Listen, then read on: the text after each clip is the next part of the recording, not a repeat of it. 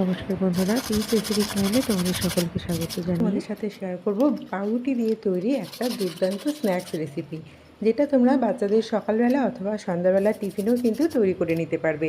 কতটা ক্রিস্পি হয়েছে বন্ধুরা, আওয়াজটা তোমরা শুনে নাও।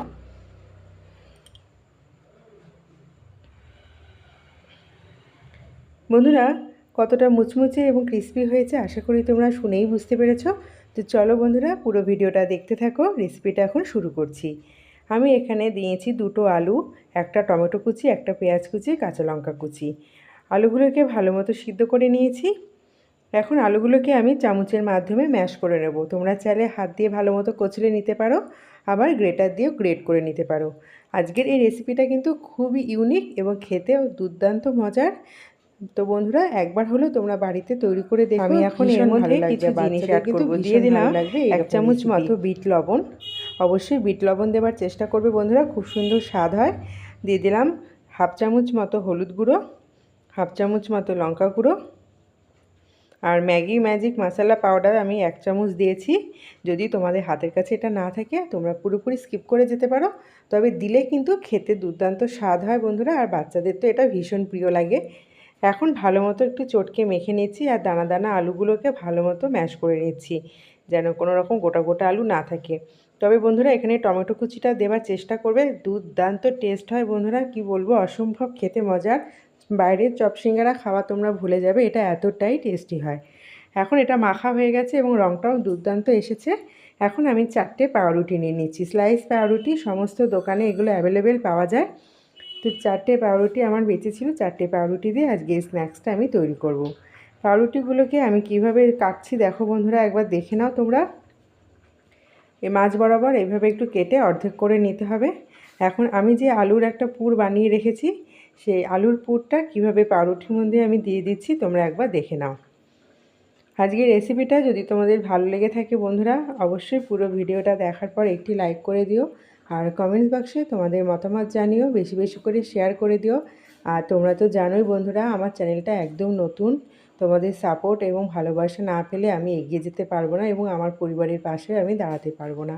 তাই তোমাদের কাছে অনুরোধ করছি, প্লিজ আমার রেসিপিগুলো তোমরা শেয়ার করো এবং বেশি বেশি করে লাইক করে দিও। আর অবশ্যই অবশ্যই আমার চ্যানেলটিকে সাবস্ক্রাইব করে পাশে থাকা বেল বাটনটি প্রেস করে দিও, যাতে আমি নতুন নতুন রেসিপি আরও আপলোড করার একটা মনোবল খুঁজে পাই তোমাদের একটা সাবস্ক্রাইবার অথবা একটা লাইক কমেন্টসে।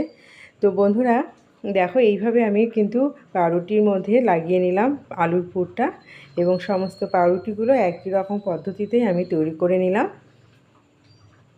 বাকি পাউরুটিগুলো কিন্তু একই রকমভাবে আমি তৈরি করে নিয়েছি। এখন একটা ব্যাটার বানাবো, তার জন্য এখানে নিয়েছি আমি বেসন।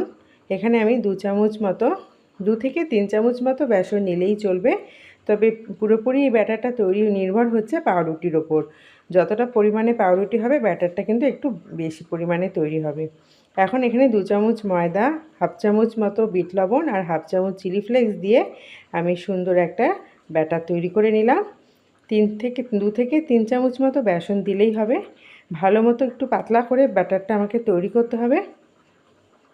খুব একটা ঘন হবে না, পাতলা একটা ব্যাটার হবে। আর ব্যাটারের থিকনেসটা আমি তোমাদের দেখিয়ে দিলাম, ঠিক এরকম পর্যায়ে ব্যাটারটা তৈরি করতে হবে। এখন দেখো, ফ্রাইং প্যান গ্যাসে বসিয়ে দিয়েছি আর তেল দিয়ে দিয়েছি। কড়াইটা আমার গরম হয়ে গেছে, আর ব্যাটারের মধ্যে চুবিয়ে চুবিয়ে আমি কিভাবে দিয়ে দিচ্ছি তোমরা একবার দেখে নাও। খুবই ইজি এবং দুর্দান্ত মজার। এই প্রসেসটা করলে কিন্তু হেভি ক্রিস্পি হয়, খেতেও ভীষণ মজার লাগে। তো চেষ্টা করবে এইভাবে ব্যাটারে ডুবিয়ে কিন্তু দেবার, দেখবে দুর্দান্ত মজার লাগবে।